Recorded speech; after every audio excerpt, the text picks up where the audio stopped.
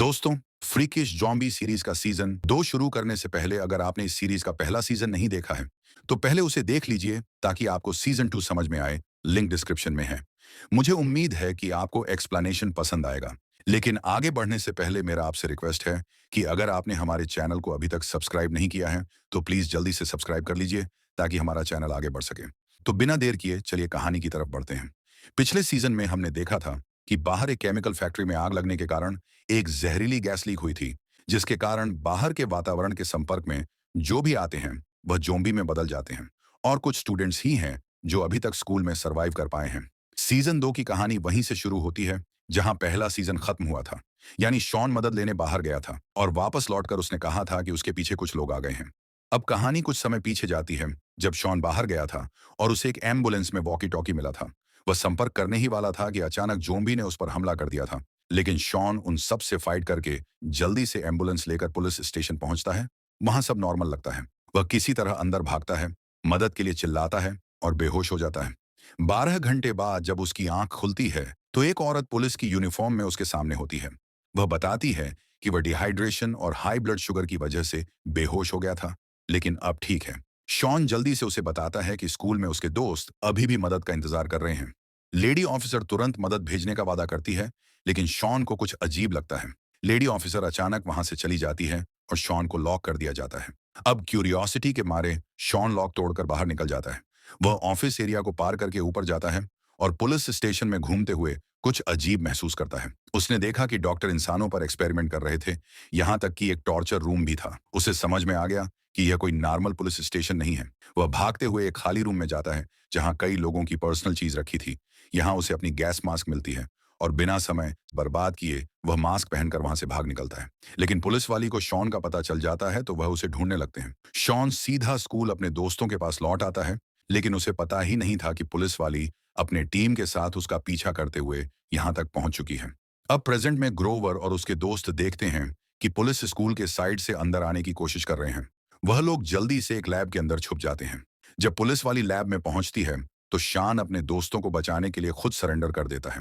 पूछताछ में वह झूठ बोलता है कि स्कूल में कोई नहीं है, पर पुलिस वाली इस झूठ को पकड़ लेती है।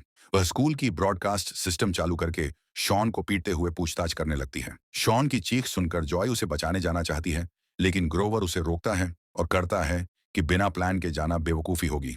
इसके बाद ग्रोवर और बैरेट एक घुसपैठी को जाल में फंसाने के लिए उसके सामने आते हैं और पीछे से डीजल हमला करके उसे मार गिराता है। लेकिन जब पुलिस वाली को अपने आदमी की गुमशुद्धी का पता चलता है तो उसे शक हो जाता है। वह शॉन को अपने साथ लेकर उस जगह जाती है जहां उसका आदमी पेट्रोलिंग कर रहा था। लेकिन अब वहां का सीन देखकर वह दंग रह जाती है, क्योंकि उसका आदमी ज़ॉम्बी द्वारा खाया जा रहा था। असल में यह सब ग्रोवर और उसके दोस्तों का जाल था ताकि पुलिस वाली को लगे कि स्कूल में कोई नहीं बचा। अब प्लान काम कर रहा था। पुलिस वाली समझ जाती है कि स्कूल खाली हो चुका है, लेकिन जाने से पहले वह शॉन की टांग तोड़ देती है और उसकी चीख से ज़ॉम्बी आने लगते हैं। फिर वह अपने आदमियों के साथ निकल जाती है और हेडक्वार्टर रिपोर्ट भेजती है कि स्कूल क्लियर हो गया है। इधर ज़ॉम्बी शॉन को काटने वाले थे, पर ग्रोवर और उसके दोस्त सही टाइम पर ज़ॉम्बियों को मारते हुए उसे बचा लेते हैं। लेकिन शॉन की हालत गंभीर हो जाती है। उसका एक पैर टूट चुका था, इसलिए लकड़ी के बोर्ड से उसे बांधा जाता है, लेकिन वह अब चल नहीं सकता। जब ग्रोवर और उसके दोस्त हल में साफ कर रहे थे, तब स्कूल के बाहर एक आदमी मार्क दिखाई देता है। वह धुंध में आराम से सांस ले सकता था और उसकी गर्दन पर गहरा निशान था। अब जॉय जानती थी कि शॉन डायबिटिक है और अगर उसका जख्म जल्दी ठीक नहीं हुआ तो इन्फेक्शन का खतरा है। उसे तुरंत एंटीबायोटिक की जरूरत है। ग्रोवर बताता है कि हो सकता है कि दवाई उस एम्बुलेंस में हो जिसे शॉन पहले देखा था। फिर ग्रोवर अकेले ही स्कूल के पास खड़ी एम्बुलेंस तक पहुंचता है। वहां उसने हर जगह खोजा, लेकिन एंटीबायोटिक नहीं मिली। जब वह वापस जाने ही वाला था, तभी उसने देखा कि पास से ज़ॉम्बी का एक झुंड गुजर रहा था। लेकिन अजीब बात यह थी कि वह ग्रोवर को अनदेखा करके स्कूल की ओर बढ़ रहे थे। उधर स्कूल के अंदर डीजल को एक ज़ॉम्बी मिलता है, जिसे वह बैट से गिरा देता है और देखता है कि उस ज़ॉम्बी के पैर में वही कपड़ा बंधा था जो उसकी गर्लफ्रेंड नेटली पहनती थी। यह देखकर वह दुखी हो जाता है और तभी पीछे से वही ज़ॉम्बी उठ खड़ा होता है। लेकिन इस बार उसने हमला नहीं किया, बल्कि एक अजीब सी आवाज निकालकर सामने की तरफ देखते हुए आगे बढ़ता रहा। ये डीजल को कुछ अजीब लगा। उसने बैरेट को इसकी जानकारी दी। इस समय शॉन लंगड़ाते हुए अपने रूम से बाहर आता है और वही आदमी मार्क को देखकर नीचे गिर जाता है। उसकी आवाज सुनकर जॉय उसके पास आ जाती है और मार्क गायब हो जाता है। जॉय को लगता है कि यह सब शॉन हल्लुसिनेट कर रहा है और वह उसे लाकर दोबारा बेड पर लिटा देती है। बैरेट और डीजल बाहर चेक करने जाते हैं और देखते हैं कि स्कूल के दरवाजे पर बहुत सारे ज़ॉम्बी इकट्ठा हो चुके थे। इसी बीच जॉय भागती हुई आई और बताया कि शॉन की हालत और बिगड़ गई है, वह बेहोश हो गया है। सब भागते हुए उसके पास आते हैं और देखते हैं कि उसके जख्म से बदबू आ रही थी। इससे सब समझ जाते हैं कि ज़ॉम्बी ऐसी अजीब से बिहेव क्यों कर रहे थे, क्योंकि उनकी स्मेलिंग पावर बहुत तेज थी। फिर सभी ने दरवाजे को मजबूत करने का काम शुरू कर दिया ताकि ज़ॉम्बी अंदर ना आ सके, लेकिन यह कोई परमानेंट सॉल्यूशन नहीं था। बैरेट ने कहा कि शॉन की हालत और खराब होने से पहले उसकी टांग काटनी होगी, वरना वह मर जाएगा और उनकी जान भी खतरे में पड़ जाएगी। तभी डीजल वायलेट को मदद के लिए बुलाता है, क्योंकि जो भी आक्रामक होते जा रहे थे दरवाजा तोड़ने की कोशिश कर रहे थे। अब बैरेट और शॉन अकेले थे। शॉन को एहसास हो गया था कि जोम्बी की अजीब हरकत उसकी ही वजह से है, इसलिए वह बैरेट से कहता है कि मुझे मार दो और जॉय को बचाओ। वायलेट और डीजल दरवाजा संभालने की कोशिश कर रहे थे, पर फिर अचानक सब कुछ शांत हो गया। जोम्बी ने दरवाजे पर हमला करना बंद कर दिया और धीरे धीरे वहां से हट गए। जॉय तेजी से दौड़ती हुई कमरे में आई और चिल्लाई, क्योंकि शॉन सांस नहीं ले रहा था। अब एक और दोस्त चला गया था, जिसे देख सब बहुत दुखी होते हैं। इधर ग्रोवर एक स्टोर में जाता है जहां उसे शॉन की दवाई मिल जाता है। यहीं पर उसे एक टीम मिलती है जो इन्हीं की तरह अभी तक सरवाइव कर रहे हैं। ये लोग अच्छे थे, इसलिए ग्रोवर इन्हें अपने साथ स्कूल के अंदर अपने दोस्तों के पास ले आता है। साथ में वह शॉन की दवाई भी ले आता है, लेकिन यहां पहुंचकर जब उसे पता चलता है कि शॉन अब इस दुनिया में नहीं रहा, तो वह भी टूट जाता है। बैरेट ने तुरंत पूछा, ये लोग कौन हैं? तब ग्रोवर बताता है कि जब वह फार्मेसी में था तब उसे यह लोग मिले। इनका लीडर है जैन, लेकिन ये लोग अच्छे हैं। पर बैरेट को शक था कि क्या यह लोग सिर्फ खाने के लिए आए हैं या उनके इरादे कुछ और हैं। जॉय अभी भी अपने बॉयफ्रेंड के लिए दुखी थी, तो बैरेट उसे संभालता है और इन दोनों के बीच दोस्ती और बढ़ जाती है। ग्रोवर और वायलेट भी अब करीब आने लगे थे। रात को मेनका नाम की लड़की और उसका भाई ओली चोरी छुपे स्कूल की दूसरी मंजिल पर कुछ ढूंढ रहे थे, लेकिन डीजल ने उन्हें पकड़ लिया और लगभग गोली चला ही दी थी। पर मेनका ने सफाई दी कि वह बस आराम करने के लिए एक सेफ जगह ढूंढ रहे थे। लेकिन अब बैरेट को पूरा यकीन हो गया था कि इन लोगों पर भरोसा नहीं किया जा सकता। उसने कहा, अब तुम्हारे हथियार जब्त कर लिए जाएंगे। सभी ने धीरे धीरे अपने हथियार सौंप दिए, लेकिन बैरेट नहीं जानता था कि मेनका ने एक गन अपने बैग में छुपा ली थी। उधर एक स्केट राइडर जो नए लोगों के साथ आया था, स्कूल में इधर उधर घूमते हुए एक कमरे में दाखिल हुआ, जहां उसने देखा कि कोई एजेंट उनके सारे हथियार चुरा रहा था, और यह वही आदमी मार्क है। इससे पहले कि राइडर कुछ कर पाता, मार्क उसे एक ही झटके में मार गिराता है। जॉय अभी इस बात को नहीं समझ पा रही थी कि शॉन अचानक कैसे मर गया। उसने बैरेट से पूछा कि आखिरी समय में क्या हुआ था। बैरेट ने बताया कि शॉन मारने से पहले उसे कहा था कि वह जॉय से बहुत प्यार करता है। तभी ग्रोवर दौड़ता हुआ आता है और जल्दी से ऊपर चलने को कहता है। पता चला कि जैन और उसके साथियों ने जो हथियार दिए थे वह गायब हो चुके थे, और बाकी सभी को लगा कि यह काम नए लोगों का ही होगा, इसलिए उन्होंने तुरंत नए लोगों को एक कमरे में बंद कर दिया। ग्रोवर डीजल को स्केट राइडर को ढूंढने के लिए कहा, जबकि वह और बैरेट कैद के लोगों से पूछताछ करने लगे। वायलेट और जॉय ने मेनका की बैग की तलाशी ली तो एक दवा की बोतल से पता चला कि वह और ओली केमिकल प्लांट के मालिक के बच्चे हैं, जिससे साफ था कि दोनों झूठ बोल रहे थे। जब ग्रोवर और बाकी लोगों ने उनसे शक्ति से पूछा, तो उन्होंने आखिरकार सच कबूल कर लिया, और मेनका ने सफाई दी कि अगर उन्होंने अपनी असली पहचान बताई होती तो कोई भी उन्हें अपने साथ नहीं रखता। उधर डीजल एक लड़की के साथ दो लापता लोगों की तलाश कर रहा था, लेकिन जब दोनों अलग होकर ढूंढने लगे तो लड़की को एक स्टोरेज के अंदर खून से सनी राइडर की लाश मिली। इसका मतलब था कि हथियार किसी बाहरी आदमी ने चुराए थे, ना कि जैन और उसके साथी ने। इसीलिए उन्हें निर्दोष मानते हुए बंद कमरे से बाहर निकाल दिया जाता है, सिवाय मेनका और ओली के, क्योंकि अभी भी उन पर शक था।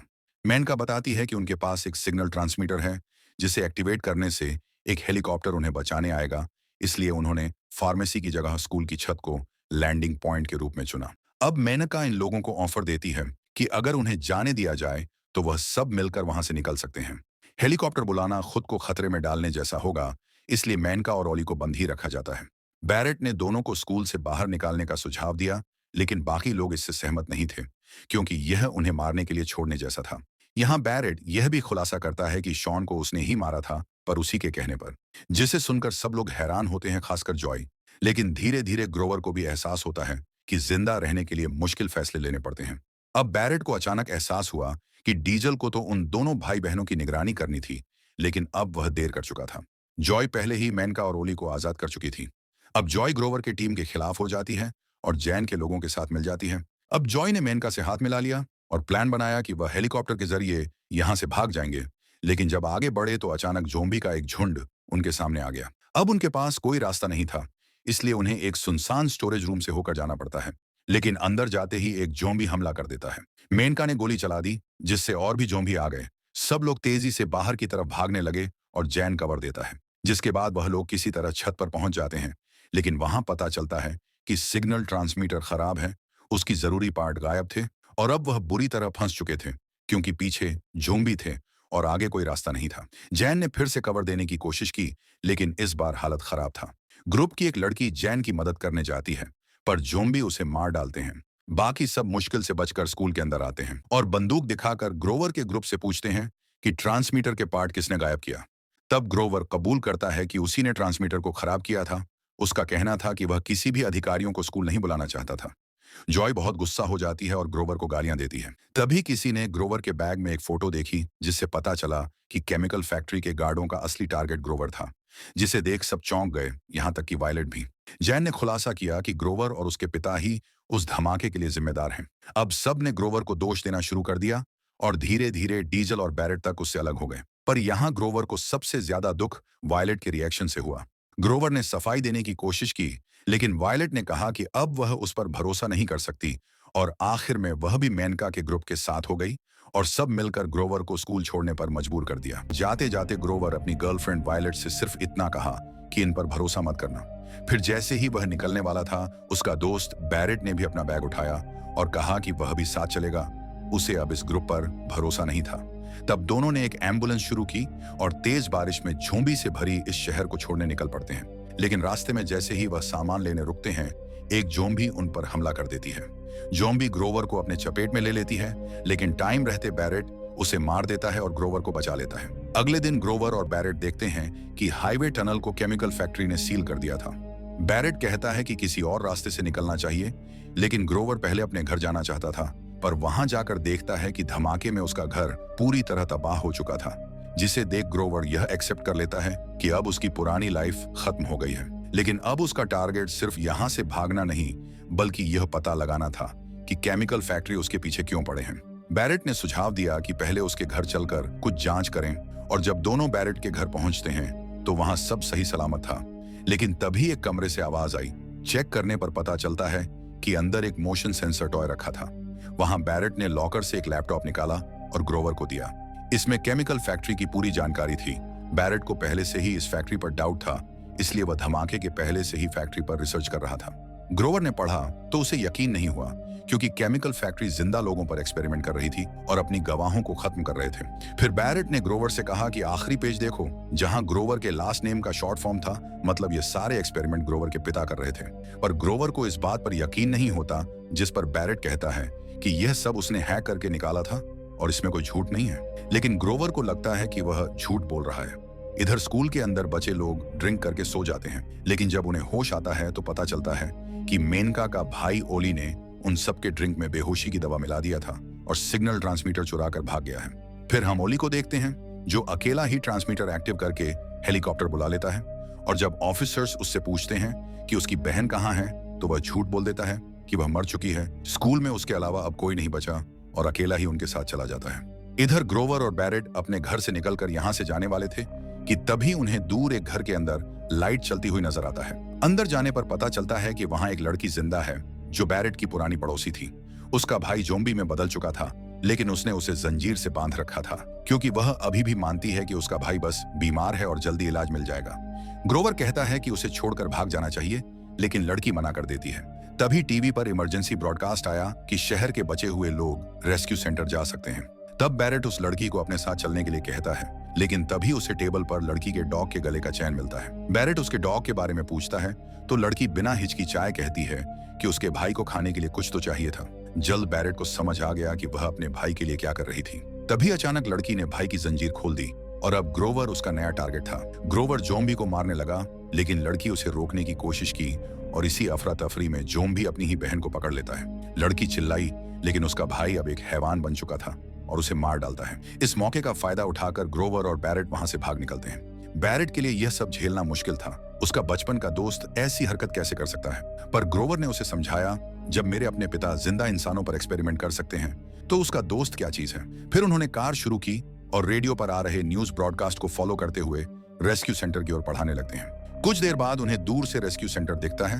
वहां मेडिकल फैसिलिटीज, सिक्योरिटी और यहाँ तक कि सोल्जर भी मौजूद थे। पहली नजर में यह कोई चाल नहीं लग रहा था, लेकिन हाल ही में जो कुछ हुआ था उसके बाद उन पर सीधा भरोसा करना बेवकूफी होगी। दोनों चोरी छुपे एक कैंप के अंदर घुसते हैं और वहां रखे यूनिफॉर्म पहन लेते हैं। अब दोनों खुलेआम कैंप में घूम सकते हैं। यहाँ सिग्नल सही तरीके से काम कर रहे थे, इसलिए वे बाहर की दुनिया की सारी खबरें देख सकते थे। तभी न्यूज रिपोर्ट में बताया गया कि एक हमले के कारण केमिकल प्लांट से जरूरी गैस लीक हो गई, जिससे इस छोटे से टाउन में 20,000 लोगों की मौत हो गई। बैरेट को तुरंत समझ आ गया कि सच्चाई छुपाई जा रही है, क्योंकि कहीं भी ज़ॉम्बी अटैक का जिक्र नहीं था। रिपोर्ट में ओली को भी दिखाया जाता है कि उसे रेस्क्यू कर लिया गया है, लेकिन उसकी बहन मर चुकी है। न्यूज में यह भी दिखाया जाता है कि लोकल स्कूल में कोई भी सरवाइव नहीं कर पाया। दूसरी ओर हम मार्क को उसके साथियों के साथ देखते हैं, जो फिलहाल एक वेयर हाउस में रह रहे थे। उनमें से एक लड़की नताशा के गले के पीछे एक गहरा निशान था, ठीक उसी तरह का जैसा मार्क के शरीर पर था। हो सकता है कि वे दोनों केमिकल प्लांट की लैब में एक्सपेरिमेंट का हिस्सा रहे थे। वह लड़की अजीब थी। जब भी कोई ज़ॉम्बी उसके पास आता, उसे दोहरे पड़ने लगते थे। नताशा और हेली अच्छे दोस्त थे।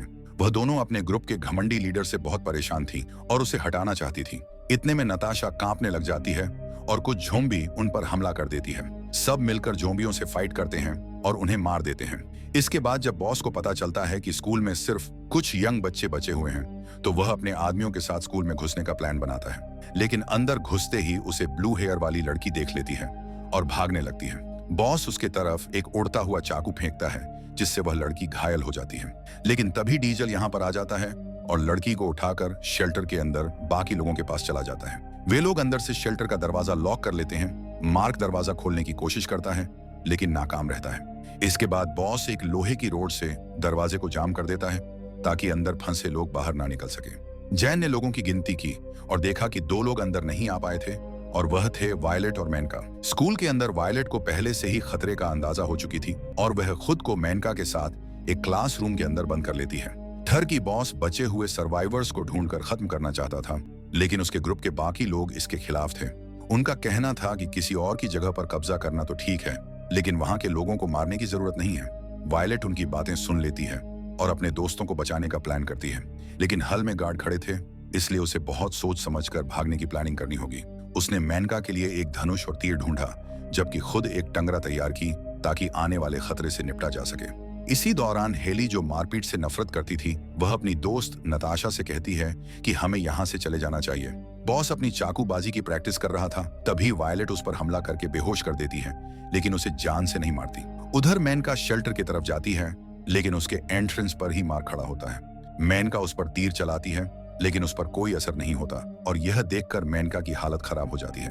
वह अपनी जान बचाकर भागती है और जल्द ही मेनका और वायलेट कॉरिडोर में हेली से टकरा जाते हैं। लेकिन हैरानी की बात यह थी कि हेली भी उनके साथ भागने लगती है। फिर हेली इन्हें बताती है कि वह किसी को नुकसान नहीं पहुंचाना चाहती, बस अपने दोस्त नताशा को लेकर वहां से निकलना चाहती है। तब वायलेट ने एक प्लान बनाया।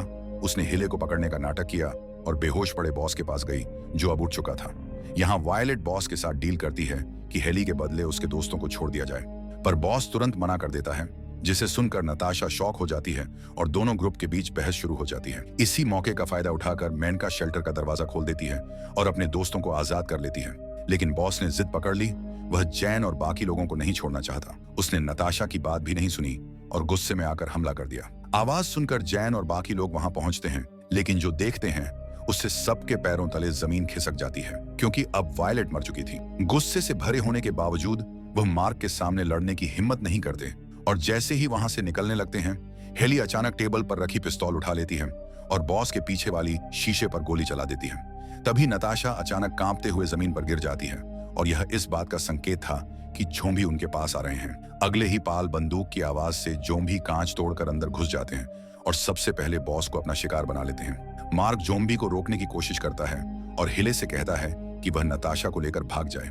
डीजल और उसका ग्रुप किसी तरह बचकर बाहर निकल आते हैं और तुरंत कमरे का दरवाजा बंद कर देते हैं। दूसरी तरफ रेस्क्यू सेंटर में ग्रोवर और बैरेट एक मंचूरी में पहुंचते हैं, जहां लाशों पर म्यूटेशन के कोई निशान नहीं थे, लेकिन उनके शरीर पर इंजेक्शन के निशान थे।